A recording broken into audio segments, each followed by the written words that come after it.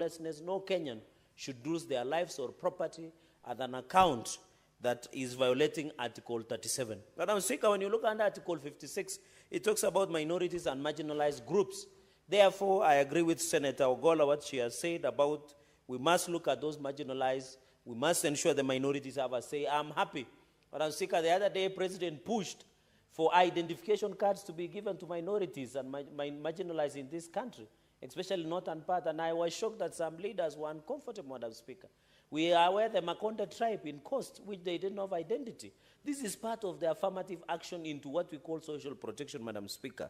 Because I running through Article 57, Madam Speaker, talks about the old members of the society. I know we have started homes, but you know in our culture, Madam Speaker, the nature, even where you come from, Muranga County, Madam Speaker, the nature of African society is the dependency is the parents take care of you when you are young. When they get older, you are supposed to be the one. So the issue of taking care of older, I have seen the Catholic Church is very good at it, Nyumba ya Wazee and many others.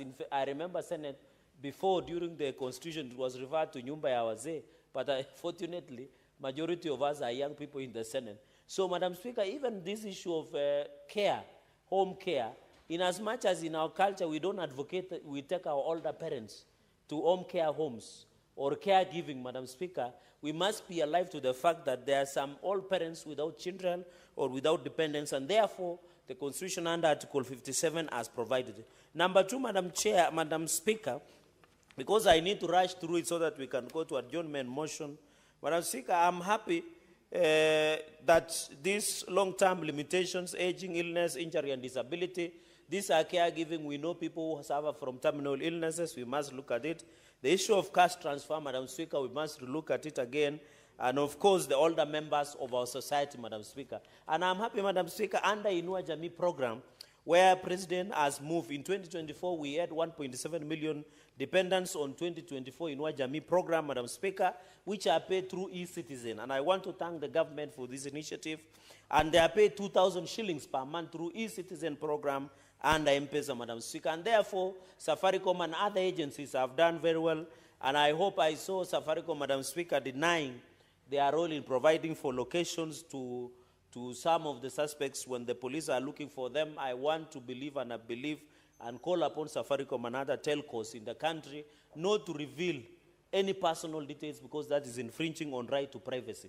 Therefore, in as much as doing a good job, we must deter them from going into an unholy alliance of revealing personal details of any Kenyan, whichever the nature, unless, Madam Speaker, you are a senior counsel in this country.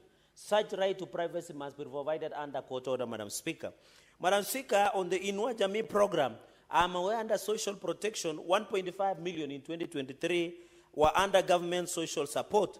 And therefore, this Inua Jamii program, and there's a number of them, Madam Speaker, I'll run through. There is cash transfer programs through orphans and vulnerable OVCs.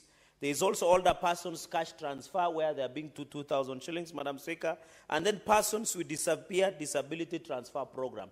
And this involves among caregiving, Madam Speaker. So the setup of this board is very critical. Because, Madam Speaker, we must, as a country, be realistic. That the only way to carry the rest of Kenyans who are vulnerable, we must be deliberate in providing social health, social protection mechanisms that can protect our vulnerable in the society.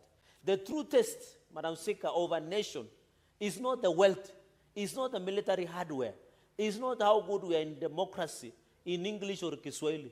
The true test of a nation is how they treat the vulnerable in the society. And that is the true nation of a society, Madam Speaker. And in as much as the government is struggling in terms of raising, I've seen under KRA, the projection is they'll collect around 2 trillion Kenyan shillings, while the budget is deficit with 4.2 trillion Kenyan shillings, Madam Speaker. We agree there are challenges, but we must take care of the vulnerable in the society, Madam Speaker, through cash transfer programs, through feeding programs that we are seeing in our nation, Madam Speaker. So I want to still appeal to the nation that we must take care of it, and this one is a right, Madam Speaker. The Constitution envisages, and you and me, Madam Speaker, having been one of the distinct, because I've done my master's in constitutional law and governance at the University of Nairobi, Madam Speaker, we must be alive to the fact that every right inherent, and no one should deny your right, including state and non-state actors. And when the professor of human rights, Dr. Mutaha Kangu, taught me about red rights, white rights